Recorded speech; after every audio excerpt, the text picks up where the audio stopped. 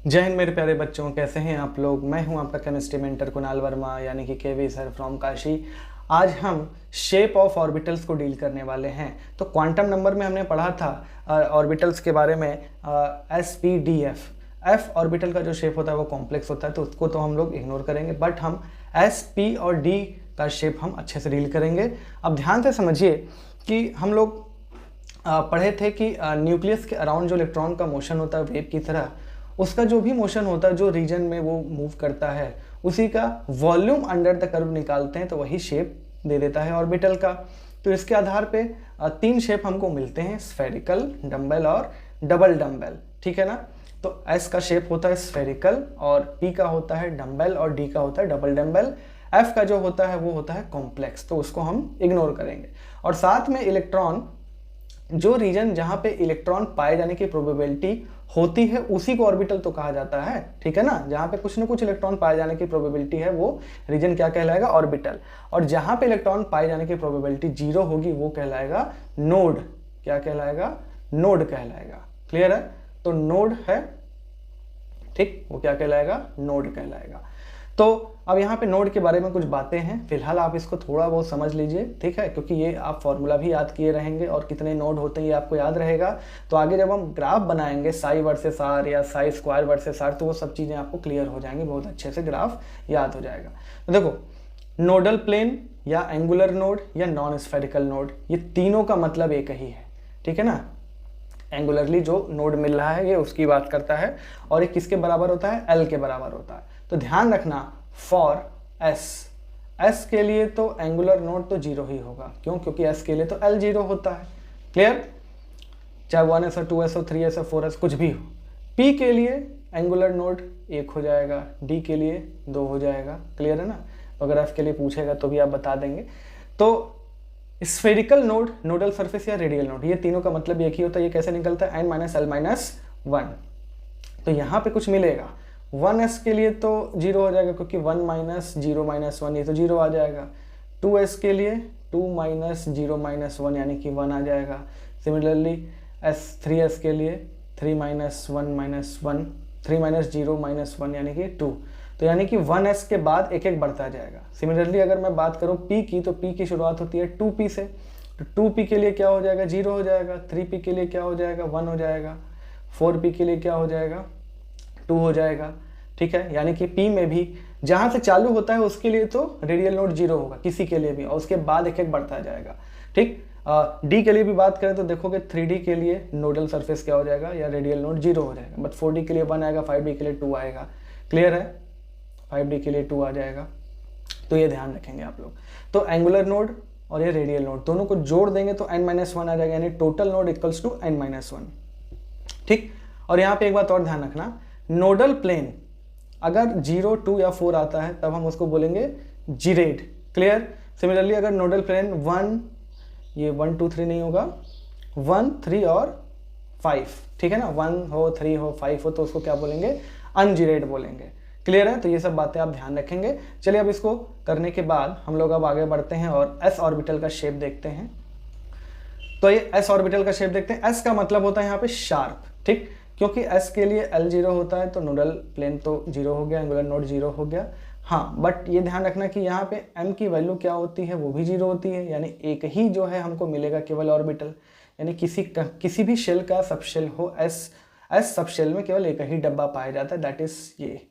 ठीक है ना। ये 1s 2s 3s कुछ भी हो सकता है, बट एक ही रहेगा। क्लियर। अब देखो ये इसका शेप कैसा होता है, स्फेरिकल। Shape is spherical. अब देखो ये जो भी है किसी एक एक्सिस के अलोंग तो है नहीं कि एक्स या वाई या जेड है, ये तीनों ही एक्सिस के अलोंग है, तो ये वैसे तो ये नॉन एक्सियल कहलाएगा। क्लियर है ना, नॉन एक्सियल। और ध्यान देखना यहाँ पे जितना ये पॉजिटिव एक्स को कवर करा उतना ही नेगेटिव, जितना पॉजिटिव वाई को उतना ही नेगेटिव वाई, जितना पॉजिटिव जेड उतना ही नेगेटिव जेड। तो यानी कि ये हर एक्सिस को बराबर रूप से कवर कर रहा है, इसीलिए हम इसको बोलेंगे सिमेट्रिक अबाउट न्यूक्लियस। ये बीच में जो है ये क्या है, यही तो न्यूक्लियस है, और उसके जितना इधर उतना ही इधर, जितना इधर उतना ही इधर, यानी कि सिमेट्रिक अबाउट न्यूक्लियस। अब क्योंकि नोडल प्लेन 0 है, एल की वैल्यू 0 है, तो ये क्या हो जाएगा, 0, और उसकी वजह से ये क्या हो जाएगा, जिरेड हो जाएगा। ठीक है। अभी हम लोग नोडल सरफेस निकाले थे रेडियल नोड। ठीक है। रेडियल नोड का मतलब देखो, जैसे ये 1s है, ये 2s है। अब देखो 2s और 1s के बीच में ये गैप दिखाई दे रहा है, इसी को बोलते हैं रेडियल नोड। रेडियली जब हम चल रहे हैं तो ना इलेक्ट्रॉन ना मिलने वाला रीजन एक मिला यहाँ पे 2s में। 3s में देखो ये भी गैप है, ये भी गैप है, तो नोडल सरफेस या रेडियल नोड 2 हो गए। ठीक है, तो सिमिलरली 1s के लिए 0 एंड सो ऑन, एक एक बढ़ाते जाओगे। ठीक है ना, कोई पूछे 6s के लिए कितना हो जाएगा, तो 5 क्या हो जाएगा, रेडियल नोड हो जाएगा। ये बात आप लोग ध्यान रखेंगे। क्लियर, इसको नोट करिए, आगे बढ़ते हैं। तो आइए अब देखते हैं p ऑर्बिटल का शेप। p का मतलब होता है प्रिंसिपल, ठीक, और p ऑर्बिटल का जो शेप होता है वो होता है डम्बल। डम्बल का मतलब जैसे वो जो जिम में ऐसे यूज करते हैं ना डम्बल, तो ये हो गया डम्बल।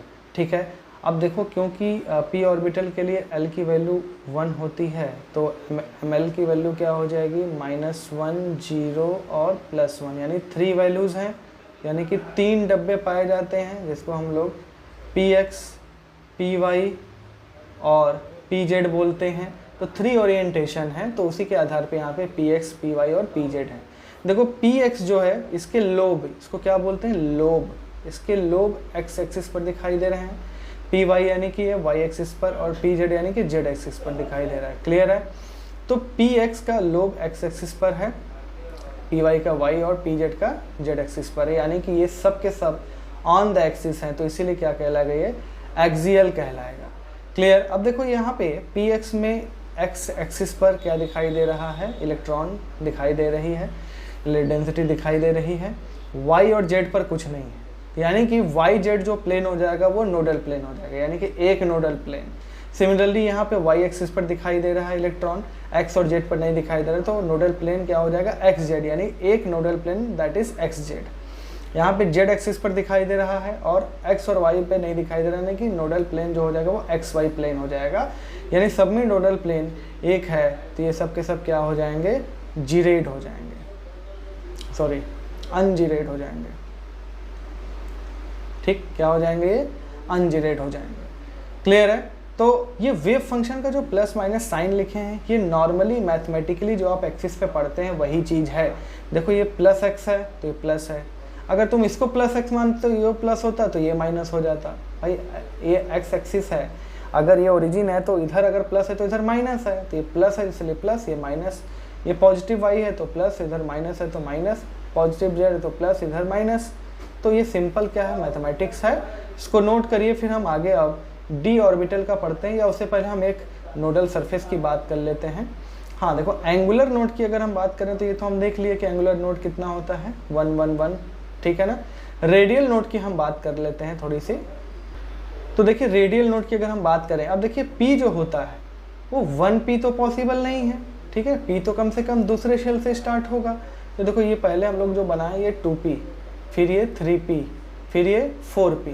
अब देखो 2p के बाद जब 3p आ रहा, तो ये थोड़ा सा ये जो गैप दिखाई दे रहा है यही होता है रेडियल नोड। ये गैप हमको 2p में नहीं दिखाई दे रहा है, न्यूक्लियस के बाद कोई ऐसा गैप दिखाई नहीं दे रहा है, बट 2p के बाद 3p के पहले ये गैप दिखाई दे रहा है, 3p के बाद 4p के पहले ये गैप दिखाई दे रहा है। क्लियर है, तो यहाँ पे क्या है, हम देख रहे हैं कि 3p के पहले एक गैप, यानी कि एक नोडल सरफेस, यानी कि n-l-1 की वैल्यू 1 आ जाएगी, और 4p के पहले एक गैप दिखाई दे रहा है, यानी कि 3p के लिए अगर हम बात करें तो 3 - 1 - 1 यानी कि एक, यही एक यहाँ पे निकला है, और 4p के लिए 4 - 1 - 1 यानी कि 2। क्लियर है, तो यहाँ पे नोडल सरफेस हम ऐसे निकाल सकते हैं रेडियल नोड। 2p के लिए क्या होता है, 0 होता है।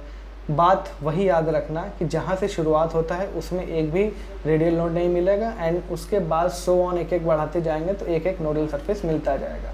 जैसे 2p में कितना है, 2p से शुरुआत होता है भाई, तो वहाँ पे रेडियल नोड 0 है। क्लियर है ना। तो सिमिलरली अगर कोई पूछे 10p में कितना रेडियल नोड होगा, तो 8 होगा।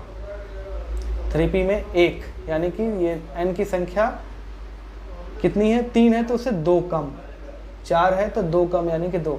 तो अगर हमसे बोल दे 10p तो 10 से 2 कम यानी कि 8 नोडल सरफेस या रेडियल नोड मिल जाएगा। क्लियर है, इसको नोट करिए, फिर हम आगे बढ़ते हैं। तो चलिए अब हम डी ऑर्बिटल का शेप देखते हैं। डी का मतलब होता है डिफ्यूज, ठीक है, डी का मतलब होता है डिफ्यूज। और डी ऑर्बिटल का जो शेप होता है वो होता है डबल डम्बल। डबल डम्बल यानी कि जैसे डम्बल है 2 डम्बल बना दो।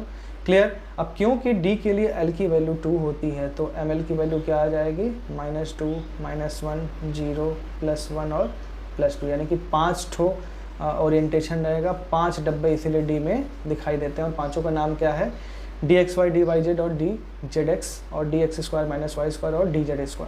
ध्यान रखना ये जो तीनों ऊपर वाले हैं ये नॉन एक्सियल होते हैं या इन बिटवीन एक्सिस होते हैं, और ये x² -y² और dz² ये एक्सिस पर लाई करते हैं, इसलिए इसको एक्सियल ऑर्बिटल भी कहा जाता है।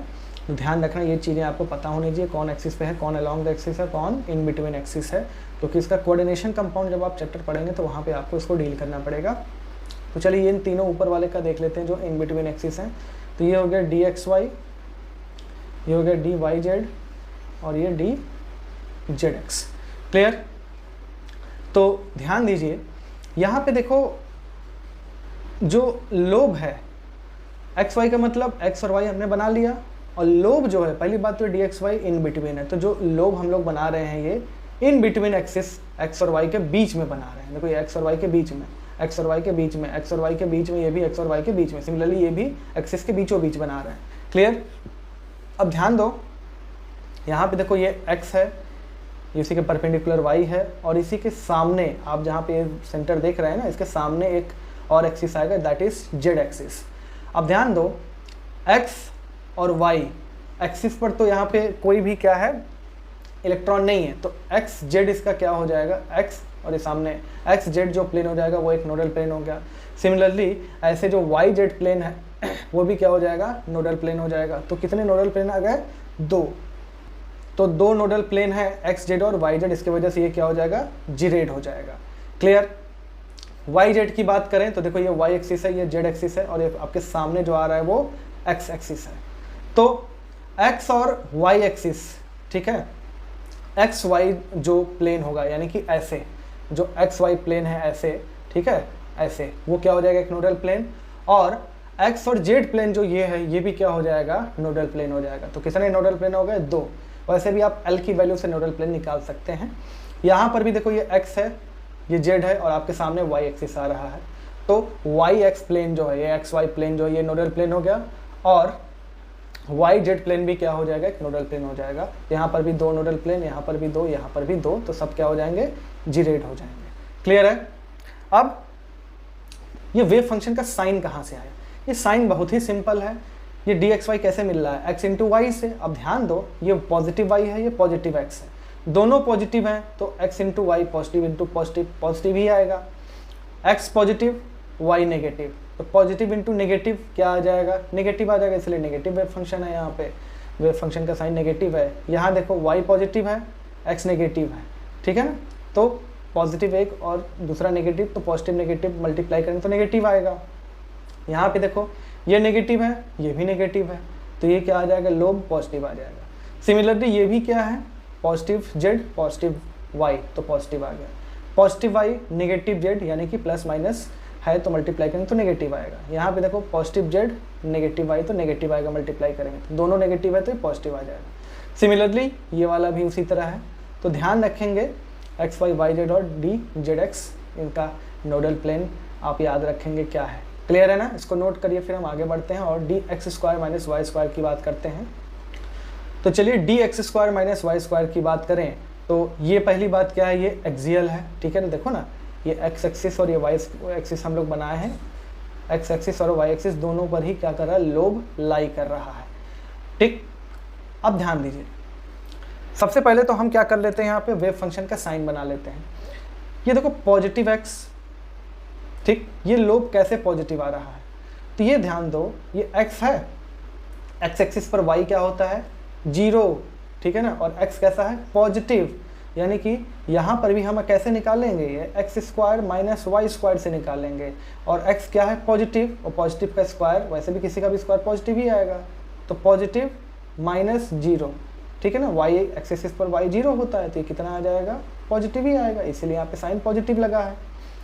यहाँ पर भी साइन देखो, यहाँ पर भी x नेगेटिव है, तो नेगेटिव का स्क्वायर फिर से पॉजिटिव हो जाएगा, तो पॉजिटिव माइनस फिर ये x एक्सिस ही है, तो y तो इस पर भी 0 होगा, तो ये भी क्या आ जाएगा, पॉजिटिव आ जाएगा, तो इसलिए ये लोब भी पॉजिटिव है।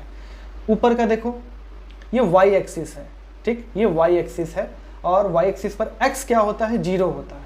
तो 0 माइनस, क्योंकि वाई पॉजिटिव है तो पॉजिटिव का स्क्वायर भी पॉजिटिव होगा, तो 0 माइनस पॉजिटिव करेंगे तो ये भी क्या आएगा, क्योंकि आगे साइन नेगेटिव लगा है तो ये नेगेटिव ही होना है। आई बात समझ में। और यहाँ पर देखो, ये भी वाई एक्सिस है, इस पर एक्स क्या हो जाएगा, 0, तो 0 माइनस, अब वाई नेगेटिव है, नेगेटिव का स्क्वायर करोगे तब भी नेगेटिव ही पॉजिटिव ही आएगा, तो 0 माइनस फिर से पॉजिटिव, क्योंकि ये साइन नेगेटिव है तो ये नेगेटिव हो जाएगा। तो ये वेव फंक्शन का साइन आप समझ गए अच्छे से। अब ध्यान दीजिए यहाँ पे नोडल प्लेन, एक नोडल प्लेन तो ये हो जाएगा, ठीक है, ध्यान दीजिए, एक नोडल प्लेन ये हो जाएगा, ओरिजिन से पास कर रहा है, और ये x है, ये y है, और आपके सामने क्या आ रहा है, z एक्सिस आ रहा है, ठीक है, आपके सामने z एक्सिस आ रहा है, तो z एक्सिस से होता हुआ ये जाएगा,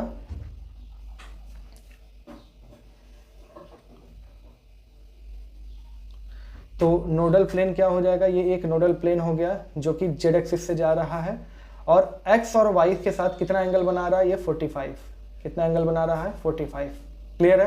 तो एक नोडल प्लेन तो ये आ गया जो z एक्सिस से पास कर रहा है, और दूसरा वाला नोडल प्लेन ये भी तो है एक, ठीक है, ये भी तो है एक, ये भी z एक्सिस से ही पास कर रहा है, और कितना एंगल बना रहा है, x और y के साथ, दोनों के साथ 45 डिग्री, ठीक है। तो यहाँ पे दो नोडल प्लेन है, बट उसका कोई स्पेसिफिक ऐसा कोई नाम हम नहीं दे सकते कि X Y, Y Z, Z X, ऐसा कुछ, ठीक है। हाँ, ये जेड एक्सिस से तो जरूर पास कर रहा है, जेड एक्सिस से तो पास कर रहा है भाई, जेड एक्सिस आपके सामने है और ये ऐसे पास कर रहा है, तो ये एक्स के साथ 45 डिग्री और वाई के साथ भी 45 डिग्री बना रहा है। तो नोडल प्लेन दो हो जाएंगे, passing through Z axis and making 45 degree with X and Y axis both. क्योंकि नोडल प्लेन दो हैं तो ये क्या हो जाएगा, जीरेट हो जाएगा। क्लियर है, चलिए इसको नोट करिए, फिर हम लास्ट में डी जेड स्क्वायर भी देख लेते हैं। तो आइए दोस्तों, अब हम डी जेड स्क्वायर की बात कर लेते हैं। तो देखो, डी जेड स्क्वायर को ऐसे आप इमेजिन करिए कि ये D Z square minus X square और D Z square minus Y square के कॉम्बिनेशन से बना है। अब D Z square minus X square आप ये बना लेंगे, ठीक है ना, एक्स और जेड एक्सिस आपने बना लिया। हाँ, बस इस बात का यहाँ पे ध्यान रखेंगे आप लोग कि अगर आप यहाँ पे जो एक्सिस एक बार मान चुके हैं, जैसे ये एक्स है, ये वाई है, जेड है, तो दूसरे के लिए भी वही एक्स आपको मानना है, वही वाई मानना है, वही जेड मानना है। अपने से नहीं कि बार बार हम यही एक्सिस ले रहे हैं और इसको एक बार एक्स मान ले रहे हैं, इसको वाई मान ले रहे हैं, इसी को जेड भी मान ले रहे हैं। नहीं, आप एक बार इसको एक्स मान लिए तो आप इसी को वाई मानेंगे तो इसी को जेड मानेंगे, ध्यान रखिएगा। क्लियर है। तो ये Z square minus X square हो गया, ये जेड और ये एक्स, और ये जेड स्क्वायर, क्योंकि जेड हम वही माने थे तो यही जेड हो जाएगा, एक्स यही माने थे तो एक्स यही हो जाएगा, और वाई स्क्वायर ये हो जाएगा। लोब जो पॉजिटिव नेगेटिव ये आप समझ जाइए, अपने से निकाल सकते हैं जैसा हमने पिछले बताया था, ठीक है। अब देखो ध्यान से, इसको और इसको जब हम मिलाएंगे तब जाके ये डी जेड स्क्वायर बनता है। अब साफ तौर पे देखो, यहाँ पे जेड और ये जेड, ये दोनों जेड ऐड हो जा रहा है कि नहीं, तभी तो ये जेड क्या हो जाएगा, ये ऐड होके मोटा हो जा रहा है, ये ऐड होके क्या हो जा रहा है, मोटा हो जा रहा है। और यहाँ पे देखो, ये जो दो लोब दिखाई दे रहे हैं, ये असल में ये दो लोब कुछ इस तरीके से ऐड हो रहे हैं, ठीक, ये कुछ इस तरीके से हैं, ठीक है ना। तो अगर कोई दूर से देखेगा तो उसको एक रिंग जैसा या डिस्क जैसा ऐसा कुछ दिखाई देगा। क्लियर है ना, ऐसे भी ऐसे भी, क्लियर है ना।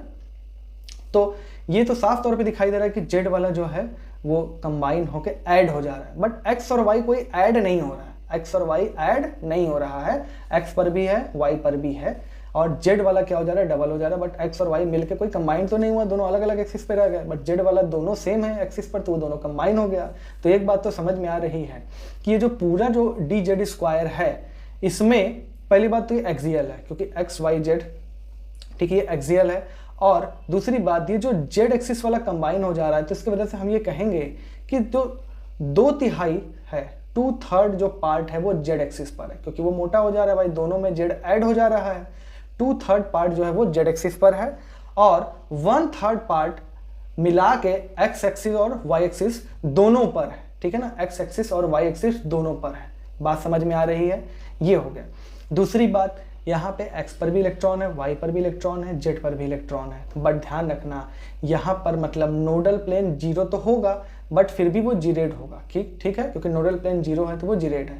तो ये याद रखना कि डी जेड स्क्वायर का नोडल प्लेन क्या हो जाता है, जीरो हो जाता है। इस बात को बहुत विशेष तौर पे याद रखें। ये वेव वाला फंक्शन वाला अगर साइन आपको नहीं समझ में आ रहा है तो दोबारा जाके वीडियो को देखेंगे, 2-3 बार देखेंगे, आपको अच्छे से क्लियर हो जाएगा। क्लियर है तो इसको नोट कर लीजिए। फिर हम अब अगले क्लास में मिलेंगे और अगले क्लास में हम लोग अबाव प्रिंसिपल, इलेक्ट्रॉनिक कॉन्फ़िगरेशन और बाकी चीज़ें छोटी मोटी देख लेंगे। तो मिलते हैं अगले क्लास में, तब तक के लिए जय हिंद।